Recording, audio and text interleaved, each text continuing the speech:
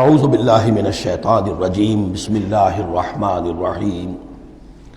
وَيُعَلِّمُهُ الْكِتَابَ وَالْحِكْمَةَ وَالتَّوْرَاةَ وَالْإِنْجِيلَ وَرَسُولًا إِلَى بَنِي إِسْرَائِيلَ صدق اللہ العظیم۔ اس آیہ مبارکہ کے بارے میں ایک نقطہ تو میں بیان کر چکا ہوں کہ تقابل جو ہے ذہن میں رکھنا چاہیے کہ حضرت یحییٰ علیہ السلام کے بارے میں ان کے لیے جو بھی توصیفی کلمات اللہ تعالیٰ نے ارشاد فرمائے ان میں آخری ہے نبیم من الصالحین، اور حضرت عیسیٰ علیہ السلام کے لیے یہاں پر جو الفاظ آئے ہیں وہ رسولاً الی بنی اسرائیل، اس کو نوٹ کر لیجئے، پھر آئندہ چل کر اس کے اور بھی حوالے آئیں گے۔ دوسری بات جو نوٹ کرنے کی ہے وہ یہ کہ کتاب اور حکمت اور تورات اور انجیل، ان چار چیزوں کے مابین جو تین واو آئے ہیں ان میں سے دو واو عطف ہیں، ایک واو تفسیر ہے۔ اللہ ان کو سکھائے گا کتاب اور حکمت، یعنی تورات اور انجیل۔ یہ درمیانی واو جو ہے یہ یعنی کے معنی میں ہے، اس لیے کہ جیسا کہ میں کئی مرتبہ پہلے بتا چکا ہوں، تورات میں صرف احکام تھے، حکمت نہیں تھی۔ انجیل میں صرف حکمت ہے، احکام نہیں ہے، اور اسی نقطے کو سمجھ لینے سے ساری گتھی حل ہوتی ہے، اور اگر اسی کو نہیں سمجھا ہے لوگوں نے تو پھر بہت ان کے ذہنوں میں پریشانیاں رہتی ہیں۔ تو اس مقام کو نوٹ کیجئے، وَيُعَلِّمُهُ الْكِتَابَ وَالْحِكْمَةَ، اللہ اسے سکھائے گا کتاب بھی اور حکمت بھی، وَالتَّوْرَاةَ وَالْإِنْجِيلَ، یعنی تورات بھی اور انجیل بھی، وَرَسُولًا إِلَىٰ بَنِي إِسْرَائِيلَ انی قد جئتکم بآیۃ من ربکم۔ ابھی تک گفتگو ہو رہی تھی کہ حضرت مریم سلام علیہا کو یہ ساری خوشخبریاں اللہ تعالیٰ کی طرف سے دی گئی۔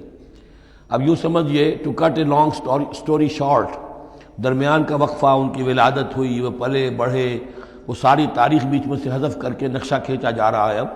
کہ حضرت مسیح علیہ السلام نے اب اپنی دعوت کا آغاز کر دیا ہے۔ انی قد جئتکم بآیۃ من ربکم، میں تمہارے پاس آیا ہوں تمہارے رب کی طرف سے نشانی لے کر۔ انی اخلق لکم من الطین کہیئۃ الطیر، کہ میں تمہارے سامنے یا تمہارے لیے بناتا ہوں گارے سے ایک پرندے کی شکل، فانفخ فیہ، پھر میں اس میں پھونک مارتا ہوں، فیکون طیرا باذن اللہ، تو وہ بن جاتا ہے اڑتا ہوا پرندہ اللہ کے حکم سے۔ یہاں آپ نوٹ کرتے جائیے گا، ہر معجزے کے بعد باذن اللہ باذن اللہ باذن اللہ، یعنی یہ میرا کوئی دعویٰ نہیں ہے، میرا کوئی کمال نہیں ہے، یہ جو کچھ ہے وہ اللہ کے حکم سے ہے۔ وَأُبْرِئُ الْأَكْمَحَ وَالْأَبْرَصَ وَأُحْيِي الْمَوْتَىٰ بِإِذْنِ اللَّهِ، اور میں شفا دے دیتا ہوں مادرزاد اندھے کو بھی اور کوڑھی کو بھی، اور میں مردہ کو زندہ کر دیتا ہوں بِإِذْنِ اللَّهِ، اللہ کے حکم سے۔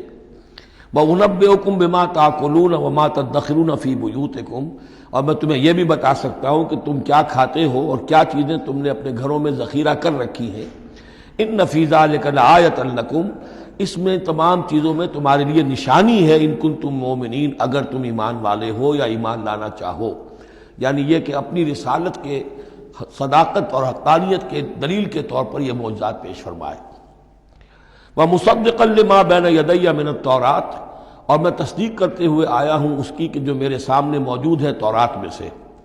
وَلِأُحِلَّ لَكُمْ بَعْضَ الَّذِي حُرِّمَ عَلَيْكُمْ، اور تاکہ میں کچھ حلال قرار دوں تم پر وہ چیزیں جو تم پر حرام کر دی گئی ہیں۔ یہ اصل میں اشارہ ہے سبت کے حکم کے بارے میں، کہ جیسے ہمارے ہاں بھی بعض جو مذہبی مزاج کے لوگ ہوتے ہیں ان میں پھر بڑی سختی پیدا ہو جاتی ہے، غلو کرتے چلے جاتے ہیں دین کے احکام میں۔ تو سبت کے حکم میں یہودیوں نے اس حد تک غلو کر لیا تھا کہ کسی مریض کو دعا کرنا اس کے لیے کہ اللہ اس کو شفا دے دے، یہ بھی نہیں کرنا، کچھ نہیں کرنا، کوئی کام، گویا کہ یہ بھی دنیا کا کام ہے۔ لہذا اس کی ایک انتہا تک وہ پہنچ گئے تھے جن کو آ کے حضرت مسیح علیہ السلام نے پھر اس کی وضاحت کی کہ یہ چیز کے اس کی تقاضوں میں شامل نہیں ہے۔ وَجِئْتُكُم بِآیَةٍ مِّن رَبِّكُمْ، اور میں تمہارے پاس لے کر آیا ہوں نشانی تمہارے رب کی طرف سے، فَاتَّقُوا اللَّهَ وَأَطِیعُونِ، پس اللہ کا تقوی اختیار کرو اور میری اطاعت کرو۔ ان اللہ ربی وربکم فاعبدوہ، یقیناً اللہ ہی میرا بھی رب ہے اور تمہارا بھی رب ہے، پس اسی کی بندگی کرو۔ ھذا صراط مستقیم، یہی سیدھا راستہ ہے۔ آپ کو یہی الفاظ ملیں گے سورہ مریم میں انشاءاللہ۔ فلما احس عیسیٰ منہم الکفر، اب پھر دیکھیے وہی درمیانی وقفوں کو چھوڑتے ہوئے یہ دعوت میں کتنا عرصہ لگا، کئی سال کے بعد اب مخالفت ہوئی، اور مخالفت ہوئی ان کے علماء کی طرف سے۔ یہود کے جو علماء تھے شدید ترین مخالفت انہوں نے کی، ان کی مسندوں کو خطرہ ہو گیا، ان کی چودراہٹیں جو ہے وہ خطرے میں پڑ گئی، تو انہوں نے مخالفت کی۔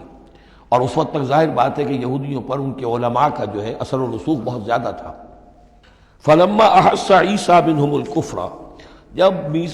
عیسیٰ نے محسوس کیا ان سے کفر کی شدت کہ اب یہ مخالفت پر تل گئے، قال من انصاری الی اللہ، تو انہوں نے ایک پکار لگائی، ایک ندا دی، ایک دعوت عام دی، کون ہے جو میرے مددگار ہے اللہ کی راہ میں؟ یعنی اب جو کشاکش ہونے والی ہے، جو تصادم ہونے والا ہے، اس میں ایک حزب اللہ بنے گی اور ایک حزب الشیطان ہوگا، کون ہے جو میرا مددگار ہو الی اللہ، اللہ کے کام میں۔ یہی اصل اساس ہے دین میں کام کرنے کے لیے کہ اسی بنیاد پر کوئی شخص اٹھے کہ میں دین کا یہ کام کرنا چاہتا ہوں، کون ہے جو میرا ساتھ دے۔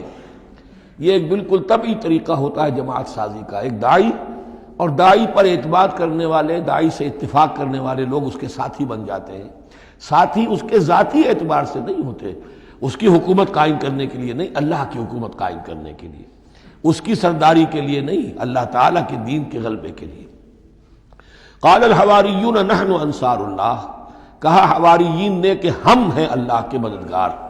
حواری جو ہے اصل میں اس کے معنی ہے دھوبی، جو کپڑے کو دھو کر صاف کر دیتا ہے۔ یہ لفظ پھر آگے بڑھا ہے اپنے کردار کو صاف کرنا، اپنے اخلاق کو صاف کرنا، لیکن چونکہ حضرت مسیح علیہ السلام کی بہت سی جو تبلیغ تھی وہ گلیلی جھیل کے کناروں پر ہوتی تھی۔ اب وہاں ظاہر بات ہے جھیل جو ہے بڑی تھی، وہ سمندر کی طرح ہے، جھیل نہیں ہے، بہت بڑی جھیل ہے، تو وہاں وہ کبھی دھوبی ہوتے تھے، ان میں تبلیغ کرتے تھے، کئی مچھیرے ہوتے تھے مچھلیاں پکڑنے والے، جا کے انہیں تبلیغ کرتے تھے